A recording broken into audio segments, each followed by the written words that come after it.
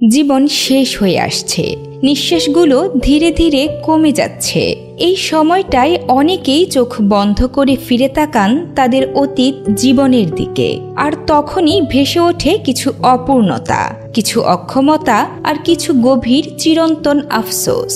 জীবনের শেষ প্রান্তে পৌঁছে মানুষ যখন পেছনে ফিরে তাকায়, তখন কিছু না বলা কথা, না করা কাজ এবং অপূর্ণ ইচ্ছাগুলো আফসোস হয়ে ফিরে আসে বারবার। Australian palliative care nurse Bronnie Ware তার রোগীদের অভিজ্ঞতা থেকে এমন 5টি সাধারণ আফসোস চিহ্নিত করেছেন যা আমাদের জীবনে নতুন করে ভাবতে শেখায়। আজকের এই ভিডিওতে আমরা সেই 5টি আফসোস নিয়ে আলোচনা করছি, যা আপনার জীবনকে নতুন দৃষ্টিতে দেখতে সাহায্য করবে। আপনি যদি আমাদের চ্যানেলে নতুন হয়ে থাকেন তাহলে সাবস্ক্রাইব করে পাশে থাকা বেল আইকনে ক্লিক করুন।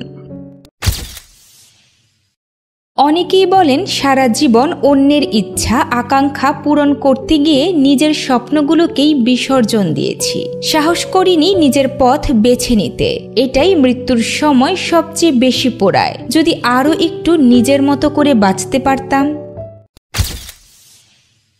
অনেকেই শেষ সময়ে বুঝতে পারেন অফিস, ব্যবসা, দৌড়ঝাঁপে জীবনটা চলে গেছে, আর সন্তান, জীবনসঙ্গী, পরিবার ওদের মুখটাই ঠিকমতো দেখিনি। তারা কাছে থেকেও ছিল অনেক দূরে।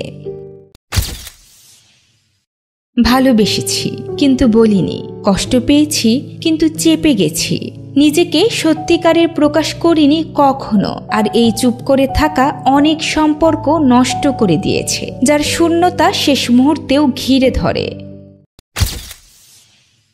বন্ধু যারা একদিন ছিল সবকিছু, সময় গেছে, ব্যস্ততা এসেছে, যোগাযোগ হারিয়ে গেছে, আর সেই শূন্যতাটা যখন ফিরে আসে মৃত্যুশয্যায়, তখন তীব্র একাকিত্বে পড়তে হয় মানুষকে।